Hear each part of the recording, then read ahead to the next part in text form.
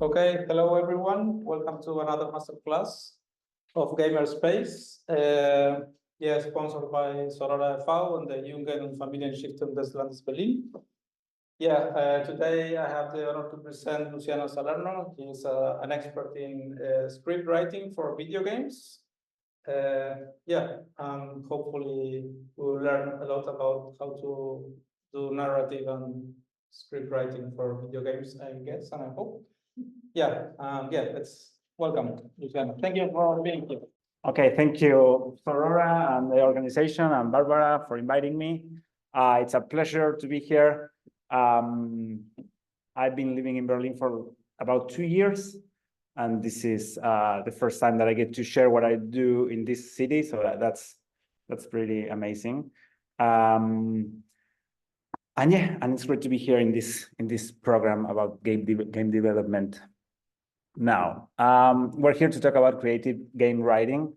And I call this talk an exploration of game writing as a craft, an art form and a tool, because I'll be talking about both game writing as a discipline, as a practice, a craft, what you do, and also as a profession, as a job. So hopefully we'll be able to cover both ideas and to answer questions about that. And about that, one thing I like to say before we get started is that please feel free to interrupt me at any given point to ask questions or just to comment on whatever I'm saying, or just add your own thoughts, or I'll be talking about plenty of examples. So we'll be able to talk about games that we like. So please interrupt. Not only I welcome that, I'm expecting that. I'd be extremely happy if that happens. So yeah, please go ahead. All right, now I have to find my mouse again. Oh, there it is. Okay, so who am I? My name is Luciano, as you just heard, and I'm a writer. I have a background in screenwriting, which means basically that I studied screenwriting at the university when I was younger, and also recently again. And I worked in film and in TV for a little while. And I still do it on occasion, but about 8 years ago or so, I transitioned into game writing as a profession. And that's what I do now most of the time. I am from Buenos Aires, where I lived and I grew up, and where I developed a big part of my career. And those 3 dots in the map are places where I lived in, is Buenos Aires. I lived shortly for a brief period of time in Los Angeles, California, where I also studied screenwriting. And now I live in Berlin. And as I told you, I've been here for about 2 years, working for a game company here. Some of the games I worked on, and I will give you more detail about each of these later on, because I want to sort of show you what my road in writing as a career was. But for now, I can tell you that these are some of the games I worked on. Zoe and Chapters are 2 interactive fiction apps, more than games, or interactive fiction pieces. I also worked on some very indie and also almost experimental games that I will show you in more detail towards the end of the presentation. And finally, here in Berlin, I worked for VUGA, where I developed and I wrote for Ghost Detective, which is a game that was launched on Netflix Games. And right now, June's Journey, which is one of the most successful mobile games in terms of revenue and sales right now in the market. So I have background in interactive fiction, which is not exactly game writing, but it's close to that. Indie games and experimental games, and also highly commercial games. So I think that that's interesting to see, like, the differences between all these games and how it is to write for games so different. All right, and I will structure this presentation in 2 parts. First, what I call the theory, in which I will talk about what it is to write for games and what does game narrative provide in terms of narrative tools and resources to tell stories. And the second part is more about the craft and the industry and the job itself. All right, So this is the first thing that we need to tackle. What is exactly game writing? And I would like to ask you first, what's your idea of game writing? Mostly because a lot of people have different ideas of what game writing is and what it's not. I have plenty of anecdotes of people when I tell them that I'm a game writer. Sometimes I get looks of confusion, or like, oh, I didn't even know that existed, that there were people writing for games. Or maybe even sometimes I got like, so you write where to shoot in games, or how the battles happen? Like, of course, this is not you, because I'm talking about people that maybe are not that familiar with games as a whole, which I know you are familiar with that. But still, I believe there's different conceptions of what game writing is. So for the purposes of this presentation, what I call game writing is the creation of stories and narratives for video games. This is something that's worth noting, but I wanted to put the focus on narrative and story in that we're not talking about game writing in the sense that everything that's written in the game, because there are other types of writing. For example, UI writing or UX writing, which is the writing of the interface of the game, or tutorials, or other stuff like that. That is also game writing, and I will mention that later in the presentation. But the focus of this and the focus of what I do is narrative writing. So it's more about stories, characters, dialogues, which is something that you didn't mention. But most people, when you tell them that you're a writer, you're a writer, or a screenwriter, or a script writer, or a game writer, they think of dialogues, like you write the dialogues. But it's not only the dialogues; it's the dialogues, the structure of story, and the narratives that take place beyond what you write, which is something, again, very specific to game writing. But I wanted to make that distinction. Yeah, and to set the record that for this presentation, when I talk about writing, I mostly talk about narrative writing. All right. Cool. So it looks like it's based on the questions that you just made, but it's not.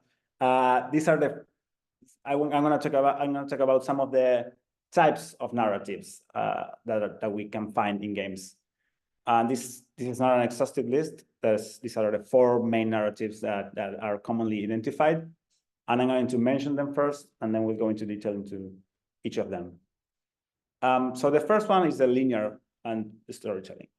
This is traditional sequential storytelling, in which you start the story at point A and you finish in point B, and you basically, as a player, you can't influence the development of the story.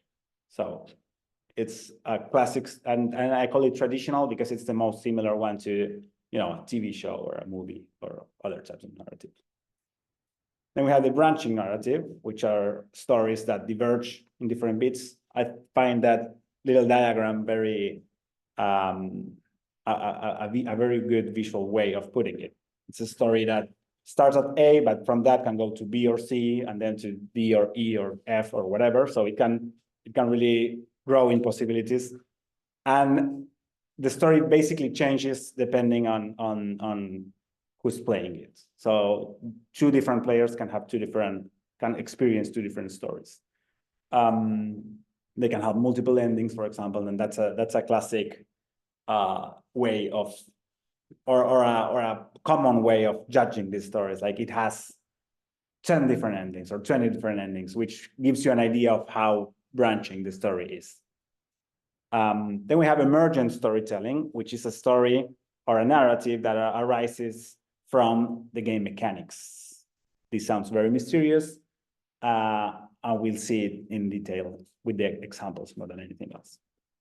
And then we have environmental storytelling, which is what I call discoverable narrative.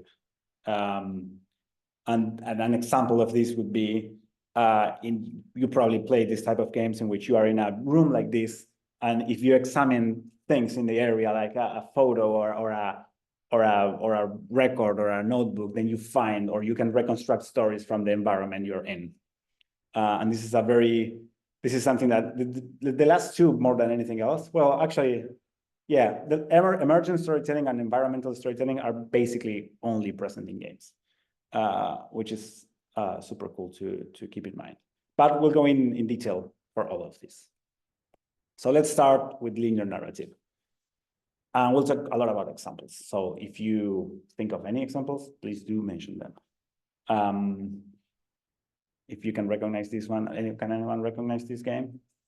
The Last of Us, correct. Yes, The Last of Us, I think it's safe to say is like the godfather of narrative video games, in the sense that it's a classic that everyone knows, and or most people know, and it's difficult to find a presentation about game narrative that doesn't mention The Last of Us. And it's a great game, but it's worth noting that it's a very linear narrative too. So we'll talk a little bit about The Last of Us, but also other games. But yeah, as I said before, linear narrative, which is a classic approach, in this type of storytelling, events follow one another without the player influencing the development of the story, as I said. And this also gives flexibility in terms of the connection with other aspects of the game. What I mean by this is, in a game like The Last of Us, or even maybe this was even more clear in older games, where you had like the cutscenes. Does anyone know what a cutscene is? So just in case, a cutscene is a sort of a video, basically, non-interactive video that you, in the middle of the game, that you just sit and see, a clip, a story clip in the middle of the game. So in the past, now it's not that common, but The Last of Us does this, and a couple of other games do that too. You would have like a section of gameplay, a cutscene, a section of gameplay, a cutscene, and so on and so forth. So in that, what I mean with flexibility is that if you have that type of storytelling, you could change the gameplay segments and the story would remain the same. So in a game like The Last of Us, you could take only the cutscenes, remove the gameplay, put the cutscenes, this is kind of brutal, but it's true, string the cutscenes together, make a video, and you would have the same story and it wouldn't change. So the storytelling, the gameplay doesn't really affect the storytelling experience. And why does that give you a flexibility? Because you could develop the story and the game in with two different teams without really that much of a connection, which is a good thing in terms of production. It might be a good thing in terms of gameplay or in terms of experience, or a bad thing. It depends on the game. The Last of Us is an incredible game. I love the game. It's amazing, and the storytelling there is perfect. And it does that while being linear and while being very traditional in that approach. And yeah, as I said, this form of narrative is the most similar to other media, like films, TV, comics, literature, because it's linear. It's easy to translate it from one form to another. And it actually is something that happens. As you may know, The Last of Us was adapted into an HBO TV show last year, or a couple of years ago. I think it was last year. And it was hugely successful with Pedro Pascal and Bella Ramsey. So, and yeah, they barely had to change the story. These type of games are usually written, they're even written in screenplay format. So it's very similar to other types of media. And again, yeah, some of the biggest commercial hits, especially in the AAA industry, which is the most commercially big industry, follow this approach. Not all of them, of course. They're very big games that are very branchy and interactive, but some of them are very linear too. So again, the examples are The Last of Us, as I mentioned, Red Dead Redemption 2, that was a huge success in 2018 or 18, I think. This is a great game. The world building is amazing, but the story itself, at least the main story, because there are, of course, some side stories and side quests that you can or can experience or not. That depends on your taste. But the main story is linear. You can't change it. And the ending is the ending, and the middle part is the middle part, and that's how it is, and it's written like that. And another successful game from the past years is Horizon Zero Dawn. That's an RPG too. These are all RPGs, and it's a very linear game, but they're great. I don't mean this is not a bad or a good thing that they are linear, but they are. But I wanted to show you these examples because they are incredibly successful. These are games that define the media, basically. And it's funny to think that it's a media that has so many possibilities in terms of storytelling outside of linearity. And some of the most successful games, or the games that define it, or the games that are famous, don't use those possibilities, or don't use it that much, because there's some interactivity in all of these. So now this might be a more what you might think when you think about game narrative, as you said earlier, which is narratives that are branching. And what this means is, you remember, well, I don't know if you do, I don't know if they still exist, to be honest, but the Choose Your Own Adventure books. Right, so these were books, these were like novels in which you start the book, and then at some point in the page, you have a couple of options. So if you want to kill the dragon, go to page 24. If you want to go back to your house, go to page 35, and so on. And then you could choose how the story went, and then by the end, you had different endings and different possibilities. That's the simplest way of explaining how branching narrative could work. And there's even tags for this. Like if you go to the Steam store, there's a tag which is choices matter, which basically means that what you do in the game changes what the story is about, or how the story goes. So yeah, player choices is the simplest way of thinking about branching narrative. So yeah, the main difference with linear narrative is that events in the story are directly influenced by the player. And of course, there's degrees of that. There can be branching narratives in which the ending is always the same. So you basically just change the middle part and then you meet back in the end. There can be player choices that are only flavor choices. So you just kind of decide what your character is, but what the character is doing, and in the terms of the story, is not really changing. There is some of that in Red Dead Redemption 2, actually, because the morality of the character changes according to what you do. So you can have a bad character or a good character. The story is still the same, but you can change the flavor of what's going on. But in any case, the events are influenced to some degree. When I talk about branching narrative, I mean they're influenced to a significant degree, or to a meaningful degree. Yeah, this is what I was telling you about flavor choices to all multiple endings. And the multiple models and levels of complexity that exist. These are some examples, and I highly recommend Emily Short's blog. She's a writer and narrative designer that works with highly interactive narrative, and she writes very cool articles about all the possibilities that these have.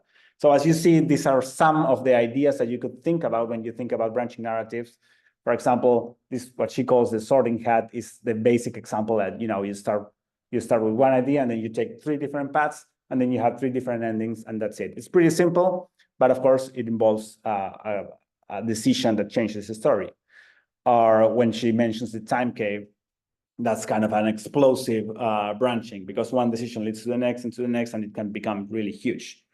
Or fake endings, or endings that end the game before.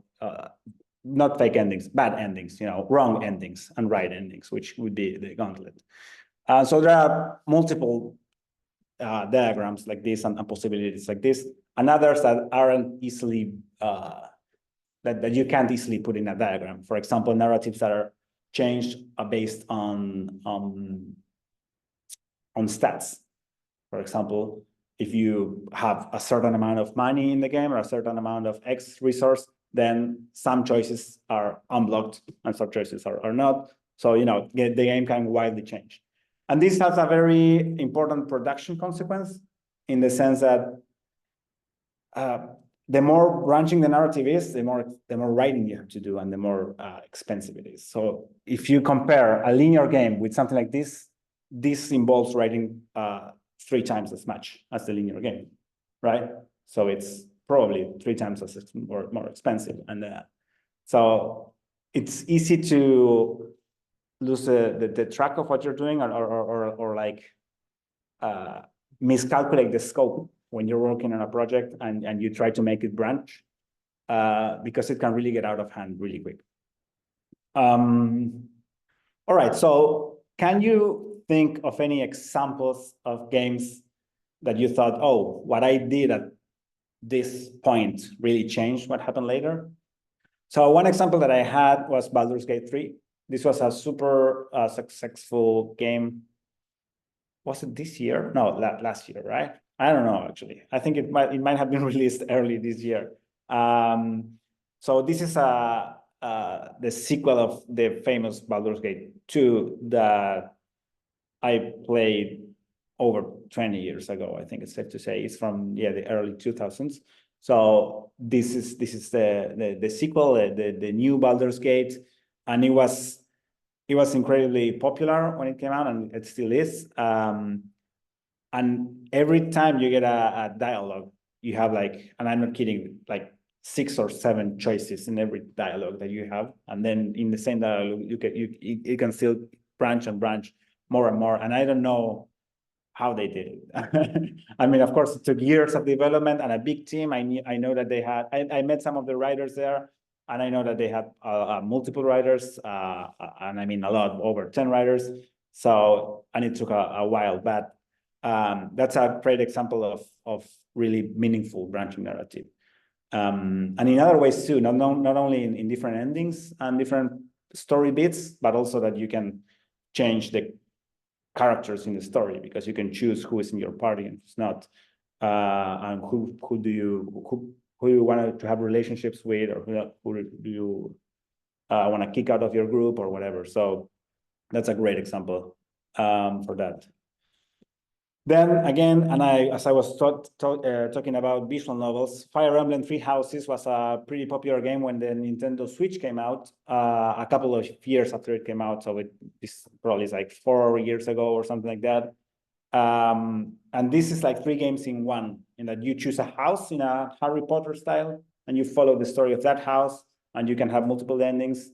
And then once it ends, you can start over, and you can play with a different house. So it's a completely different story, and it uses a lot of the resources and ideas that visual novels have in terms of relationships and decisions in dialogues and stuff like that. And finally, I have an indie game, which is Pendragon, and I wanted to mention this one because it's from Inkle Studios, which is a game that which is a studio that focuses on this type of games that have a higher replayability value, because you can basically play the same game and get different stories because of how branching they are. So I highly recommend any of their games. They also made one of their most popular games was called 80 Days. I don't know if you know that one. It's I think now it's become a mobile game, so you can play it on your phone or your tablet or whatever. But that's as the name says, it's based on Jules Verne, around the world in 80 days. So basically, you have to like the trip around the world. But it's a very clear example of branching narrative, because you can do it in different travel itineraries. You can go from, I don't know, from New York, you can go to Paris or to Berlin or to Madrid or to Africa or whatever, and you only have your destination, but the trip can change depending on what you want to do. So that's a great example for that. So yeah, and examples like this there are many, because this is a very popular type of narrative. Now, the fun part begins. Emergent narrative. These are stories that arise from mechanics, and this is super cool, and I really like this. It's very hard to do, and this game, it's a great example of this. Probably, I don't know if any of you recognize this game. It's not popular. It's not a well-known game or anything, but it's called The Long Dark. It's a survival game, and a lot of survival games or sandbox games use this type of narrative. But in this game, you have to survive for as long as you can in the open wilderness in Canada in the winter, in the snow. It's a sort of a post-apocalyptic event. And so you're just there in a place. You have stats like cold or hunger and things like that. And you're there, and you have to survive for as long as you can. And that's it. So you have to use the elements in your surroundings. You have to get wood to create a fire. You have to maybe craft arrows. You have to hunt deer and maybe escape from bears and find a shelter for the night and survive the storm and all that. And as you do that, you are basically crafting your own story in the game. But of course, it's always different. And no one wrote that. It's a story that you are living, that you are experiencing. And it's a narrative that it's in the game, but it's not scripted. So it's a story that arises from the mechanics in the game, which is super interesting and creative. So yeah, this is the main thing here is that it's not scripted. It's something that the player experiences. So yeah, the mechanics create a situation and the setting in which the player they are not actively creating the story. It's not that the game asks them to write a story or anything like that. They are experiencing their stories, and at some point it will end. In that case, it's a survival game. So once you can't survive any longer, that's when the story ends, and you can start over, and it will, I can assure you, it will be completely different. So it's interesting because you create the setting for someone else to live their own story. And yeah, and as you can tell from all this, the focus is on the experience. So you really don't have that much control on the story. Or if you do, I mean, you have control on the elements, but you can't control exactly what happens to the player. So it's a very peculiar way of storytelling, and that's something that you can't really do in any other media. So this is where we're getting into a very game-specific form of narrative. So again, the main example for me is The Long Dark, and it's an amazing game. It's of course very bleak and very, it's a peculiar experience. But if you're into that, it's a great game. Oh, Dwarf Fortress or RimWorld, or a variant of these sandboxing crafting games are also great. Dwarf Fortress is a very, I don't know, it's a very niche game, but at the same time, it's kind of a cult classic. So in this game, you have a sort of a colony of dwarfs in a fantasy world, but the world itself, it's randomly generated, or not randomly, procedurally generated every time you start a new game. So it's always different. And you're thrown there with, I don't know, a couple of dwarves and a couple of resources, and you have to build your colony. And that's how the story progresses, and random events happen too. So the story always comes from the mechanics themselves. And as I told you, The Sims does a variation of this, and I think we've all played The Sims. All right, and then we have environmental narrative, and yeah, this uses heavily what I call environmental narrative, which is basically a narrative that you discover. It's not something that's told to you, and it's not something that you're even experiencing as a player character. You are discovering the story in the setting or in the world. So in a case like Hollow Knight, there's sort of two stories going on at the same time. One is the story of the knight himself, of the character himself exploring the world, but then it's the story that the character or you as a player discover in the world. Or so that's what's most interesting is the story that you discover. And this is something that I didn't want to put as the main example, but Dark Souls is great at doing, and it's basically what it does. The story that the main character has is not as big or as important as the world itself that you have to explore and discover. Yeah, so basically this means that the game environments include elements that can be interpreted, and you need to assemble these elements to create, you need to assemble the stories from these elements and give sense to them. One caveat that this has is that it relies heavily on the player, which means that the stories and the narrative itself can be missed completely. So if you want to just play the game and never read the text and never stop and watch the things around you, you probably can do it. So it's a very active experience for the player. It's not just something that you play and sometimes you get videos and then you get the story. Oh, thank you. And at the same time, it's something that most games have. So it's rare that you have a game that that mainly relies on environmental narrative, though it exists, like in the case of Hollow Knight or Dark Souls. But it's very common that other games have a good amount of environmental narrative. A great example of a game that has environmental narrative but doesn't rely on that is, again, The Last of Us. That has a very linear narrative. The main story is very linear, but if you pay close attention to your surroundings, if you read the graffitis on the wall, if you read the text that you find, then you'll get a bunch of different stories that are not the main story, which is great. It's one of the best features of the game. And that's very common in other RPGs. So again, Hollow Knight is a perfect example of this, if you want to try it out. Gone Home is also a good example of this. This is a game in which you enter a house and you start reading the elements around. So maybe a recorded message on a message machine. How's it called? The machine where you leave the phone messages. You know what I mean. Yeah, answering machine. Thank you. Or you read the letters in the mail, or you even looking at the objects and thinking about them, and you put the story together. But it's even atemporal. The time doesn't pass. It doesn't pass. You have to go around the place and reconstruct the story on your own. And then this is another interesting game, which is Return of the Obra Dinn. This is a very independent and very experimental game in which a ship arrives at the docks and all the crew members are dead inside. So you have to get on the ship. You are from an insurance company or something like that.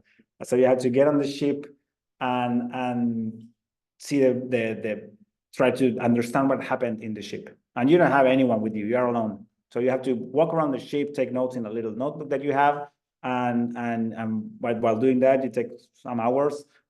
You reconstruct what happened there. But you're not doing anything. You're not the protagonist of the story. You're just reconstructing it. And it's a great game. I highly recommend it, and a very unique art style. All right, so those are the four main types of narrative or things that you can do with games, with game narrative, with game storytelling. But one important thing to keep in mind is that all of these forms can and often do work together. So you can have a game that has parts linear story with some branching, with a lot of environmental storytelling, and with crafting in which you can create your own things. So that's a good thing about games, that all of these are not pure forms. They never exist as only one thing. As I said, The Last of Us has plenty of environmental storytelling. Hollow Knight has some linear storytelling too. So it's interesting to think how you can put this together and create new forms. Now that we know what we can do with game writing, I thought it'd be cool to think about how doing this is different from other media. Because as I said before, there are some similarities and there are some differences. And I think what we know now probably helps us to differentiate this. So in the similarities, and I'm talking as a game writer, so I'm talking as from what you do when you write. Plotting, which is basically creating the structures of the stories. Plotting is always plotting. So this is the same if you are writing for a TV show or for a game or for a whatever you're writing for. This is a very similar thing in that you always have to, of course, when you're writing something very specific, like a purely emergent storytelling game, it is different. But if you're writing stories in general and not just narrative, plotting is always plotting. That's a very similar thing in across media. Then script writing, if you're writing dialogues, for example, if you're writing an actual script, this is often very similar to other media too. You always have to think about character voices and dialogue and scenes and that type of structure. So that's also something that you can take from one discipline to the other. And teamwork is also something that's very important in every media that you have to write scripts. And I say scripts because I don't mean writing literature, that's a different thing. But if you write for TV, or if you write for films, or if you write for games, in all these cases, you probably are working with teams. You are working in writers' rooms, which is something that I will expand on later on. You are getting feedback, you are having deadlines. So that's similar across industries. But there are some major differences too. And this is where what we just learned come into play. So one of these is form specificities. Yes, you do plotting in every type of writer, but when you have interactivity, or you have to take the player into consideration and not the viewer, that's a big difference. Or the types of narrative that we just saw, that's a very different thing from writing for other media. And then as you also have script writing, but you also have different formats and different tools that you have to use. For game writing, it's very common to write scripts in spreadsheets, which is the weirdest thing that you can think of, but it's the most common thing too. But you write dialogues in spreadsheets, or in scripting languages that you have to learn, or authoring systems that each company creates for their writers. So this is something that's also very specific for game writing. And the cross-disciplinarity is, again, unique to game writing, in that, at least in all my experiences as a game writer, I always had to work with game designers, artists, and not that often, but also engineers. Whereas in other media, most of the time, you only have to deal with other writers.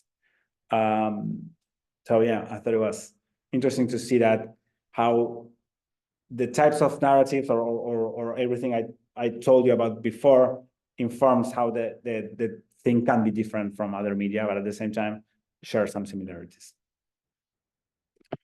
All right, and before moving on to the craft specific part of the talk, I also wanted to at least mention that there's some writing that's not just the stories or the dialogue or the bigger writing, because games include a lot of different text too. So, for example, barks is one type of game-specific writing that you usually have to do.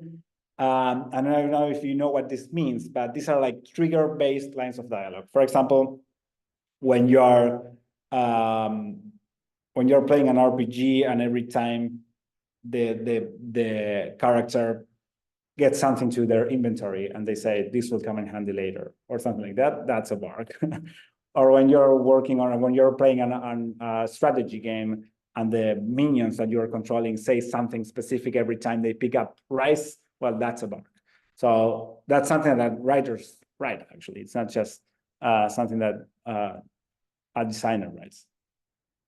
Found objects or item descriptions, they are all things that contribute to environmental storytelling, and that sometimes are just neglected. They are just a random description of the item that says, this is a steel sword or something.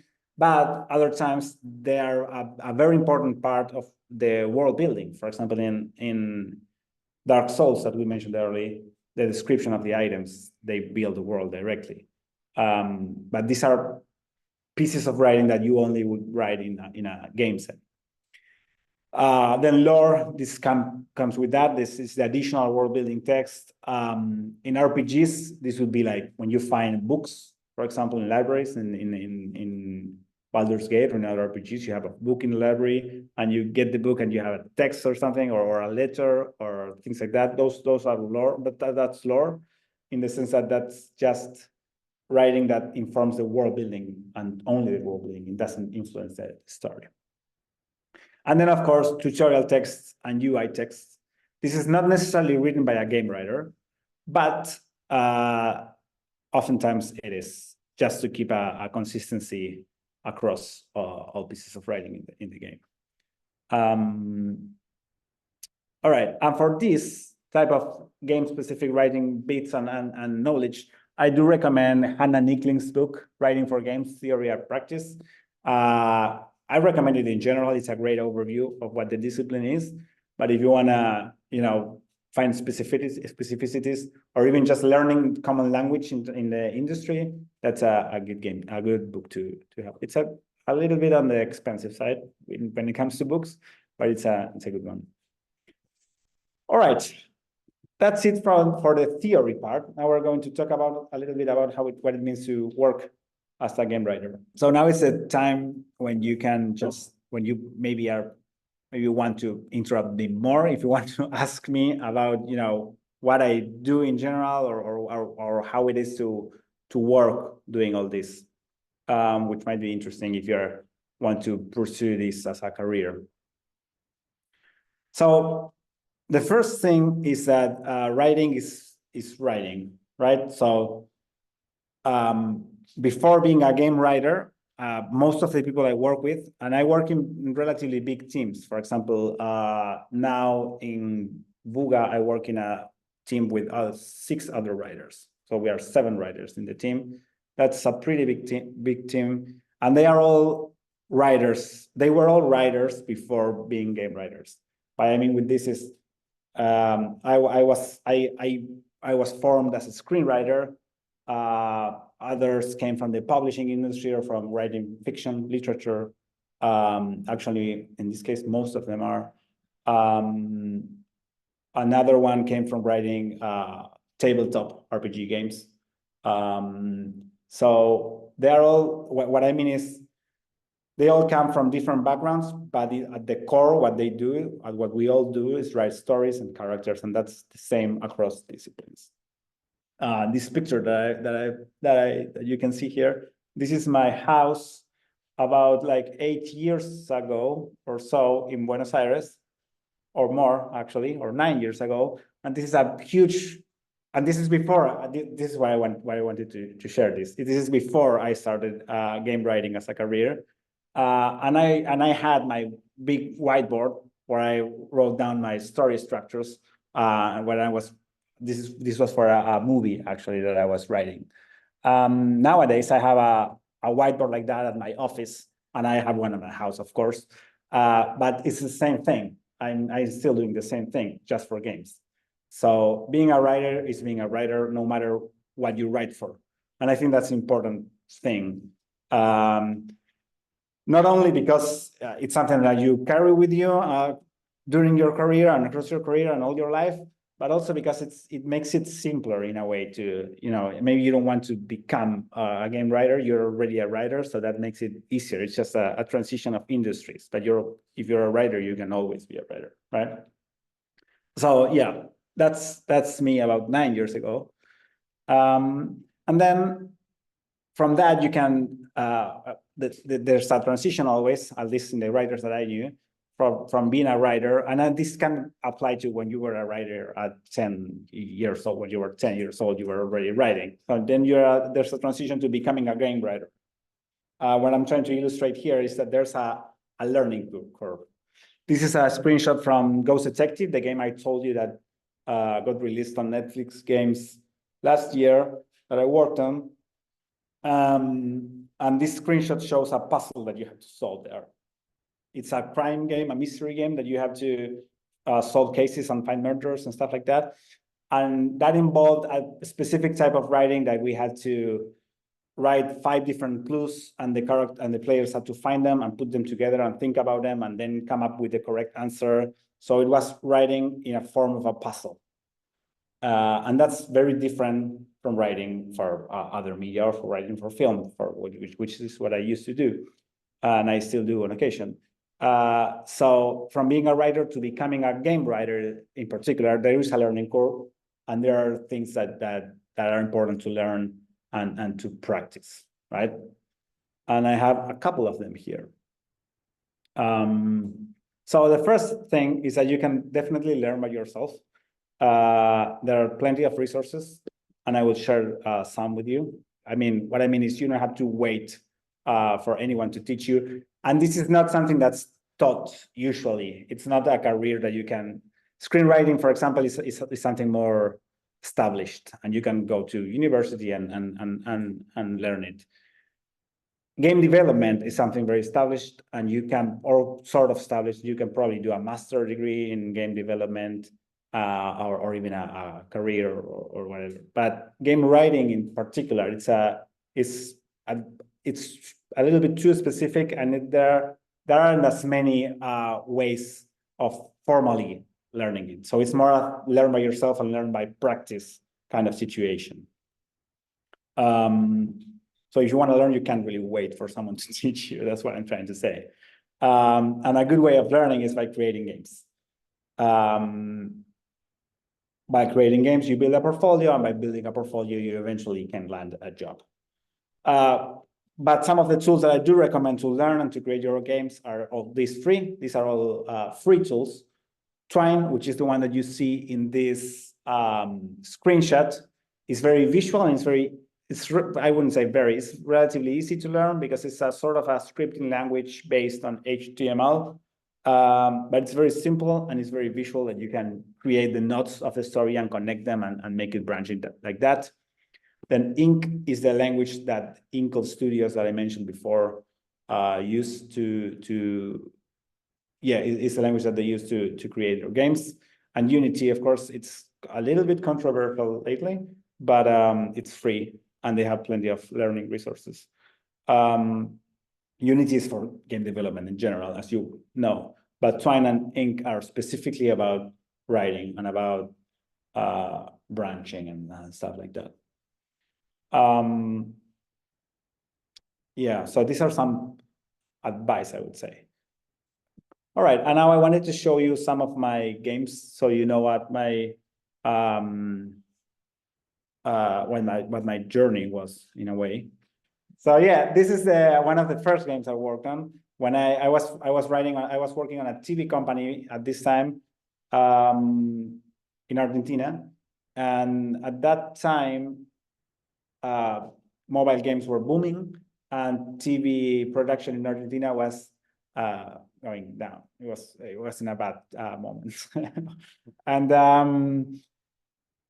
I was able to make the transition because this type of game writing, which is interactive fiction more than anything else, is very similar to TV writing, and I could transfer a lot of the skills that I had from TV writing to games writing. In terms of, for example, this is the screenshot that I wanted to show you because it might look similar to something else. Can you see what it might be similar to? Netflix. Exactly. Yes, Netflix.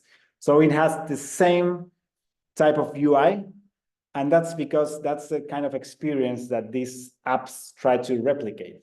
They don't market themselves as games. They market themselves as interactive stories, which they are really.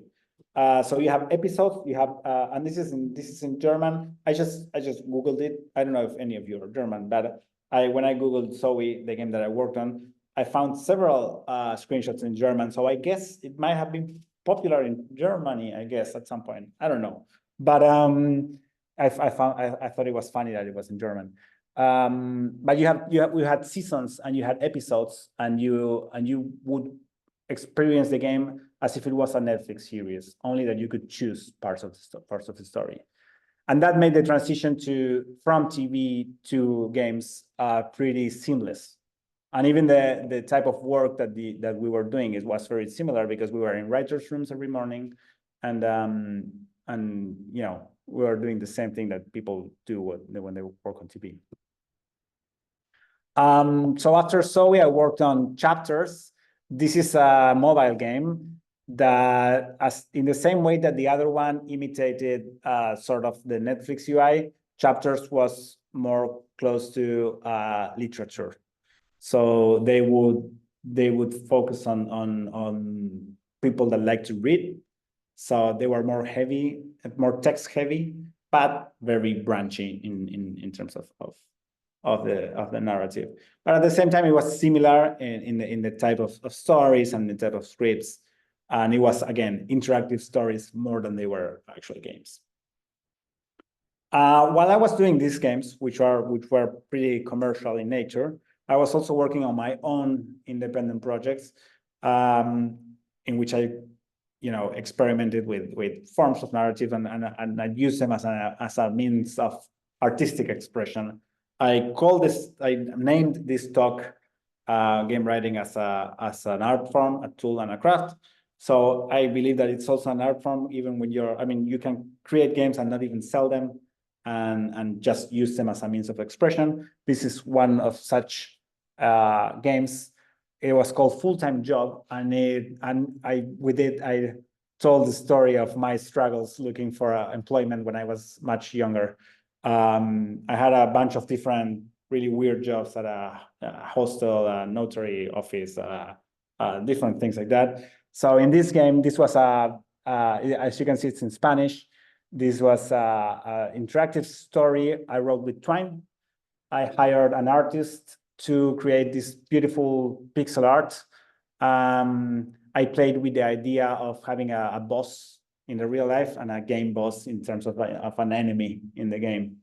So I had you can play as the character who's looking for a job, and there's like 8 bosses in the game, and that you have to sort of defeat to get the job, and you can fail, or you can eventually get a full-time job with benefits. So it was a lot of fun, and I released it on May 1st, which is Workers' Day, at least everywhere but the US, and it was quite popular. I mean, I just released it free. I created it and hired the artist. I released it on itch.io, as that is a platform to release indie games, and I got thousands of plays, and I really enjoyed it. And it's not part of my career, but it was an important part of my development as a game writer. And I did a couple of interactive stories. Jugend is also an interactive story about the time when I was a competitive Go player. And I traveled to Asia to play in tournaments, and I wrote a little interactive story about that. I also did a similar thing with this project that was called Buenos Aires, Tokyo, that I got funding from the Argentinian government to do, which is it is an interactive narrative in the sense that you have a map. By exploring different parts of the map, and this is very like environmental storytelling, but in that by exploring different parts of the map, you got little traces of a story that you could put together, and you could even time travel and go in the same map to the past and to the present and reconstruct the story. So again, I wasn't hired to do this. I got the funding and I did it, and I hired an artist again to create these maps, a map of Tokyo, a map of the world, and a map of Buenos Aires. And it was it was a super interesting project that I was doing while I was working on my other games. Right, and then I came to Berlin, basically, and and this is Ghost Detective. This is the first game I worked on with Vuga and that was released on Netflix, as I told you. This is a hidden objects game. This is a crime scene that you have to investigate. You are a cop in the game, and it was a very good way of merging or of connecting the gameplay mechanic of hidden objects with the story of being a detective, because you had to find the objects, not just because you have to, but because you're a detective. But this is not where the actual story took place. The story took place in dialogues like this one. So you can see how it looks or it feels more like a traditional adventure game. It reminded me, when I started working on it, to Green Fandango. I don't know if you played that game, that type of adventure games from the early 2000s. So this wasn't voice act, as most games are, because most mobile games are not voice act because people tend to play them without sound. But it's a very similar vibe to what that TV show is too. Yeah, and then what I'm working on now actually is June's Journey. This is also a hidden objects game, and it's a #1 top grossing hidden objects game in the world, actually. So it's very successful. And that's why the screenshots of the story that I put on the right there in Japanese, because I'm still amazed every time I see something like that, of how the game is pretty popular in not only in Europe and in the US, but also in places like Japan. So just think that things that I write with my team get translated to Japanese is pretty wild. But yeah, again, you have the gameplay sections in which you find objects, and you have the story sections that are more like dialogue based and based on the clues that you find as a detective character. All right, and to share a little bit about how it is a day in the life of a game writer, this is actually my office now at VUGA. And yes, I mentioned before writers' rooms, and I wanted to stop here for a little bit to talk about that, because that's something that was present in every job that I had as a game writer, or at least in most of them. And the writers' rooms are the core of the job. So every day, every morning, I did it today, and I will do it tomorrow. We have writers' rooms with my team, in which we get together and we discuss the plot of what we're writing, or we review the scripts that we wrote these days, or we read them out loud, as sort of a table read. And this is an environment that is very important to write, and to get other people to read what you write and make it better, and then discuss the plot. So if you are interested, or if you're planning, or if you work as a game writer, participating in writers' room is basically the one thing that you do apart from writing every day. So that's the core of the job. Also, one thing to keep in mind is that a lot of the work is not writing, but it's actually syncing with other teams, or briefing the artists on how their characters should look like, or filling spreadsheets with item names, for example, which is something that we do. And yeah, as I said, collaborating with other disciplines is a big part of what you do. And there's lots of tools to master and use. You don't just have to write. You have to use other tools, like, you know, game development tools, or software development tools like Jira, or Slack, or spreadsheets, Trello, stuff like that. So it's so when I say a day in the life of a game writer, it involves all this. It's a writer's room in the morning, a couple of hours of writing in the afternoon, then a meeting about some piece of art, then updating some Jira ticket and stuff like that. So it's a very varied set of tasks that I have on any given day. But at the end of the day, writing is always writing. So what you most do, and what you're paid to do, and what's important that you do, is to write good characters, good stories, and good dialogues. Yeah, so I have some takeaways to go over what we saw. Game writing is a professional discipline. It's a job, and this is interesting because when I remember when I discovered that it was a career path that I didn't even think about 10 years ago. And I was like, oh, actually, you can work as a game writer, and that's a good thing to know. It has unique narrative possibilities. Those 4 types of game writing, of narrative in games that we discussed earlier, I think that makes it very unique. I don't think of any other. I can't think of any other example in which you can create a story with the environment, or with game mechanics, and with stuff like that. It has some possibilities that no other media has. At the same time, it shares some elements with other forms of writing, and especially forms of script writing like TV and film. And finally, you can do it right now, as you did it last week with Seine, which is also something that's important to keep in mind, because sometimes when you think about games, you think it's a big thing, or that you have to be in a company, or you have to be hired, or you have to be part of a bigger organization, when actually, as I showed you in some of the examples, you can do a lot just on your own, and even release full games. Yeah, and that's it.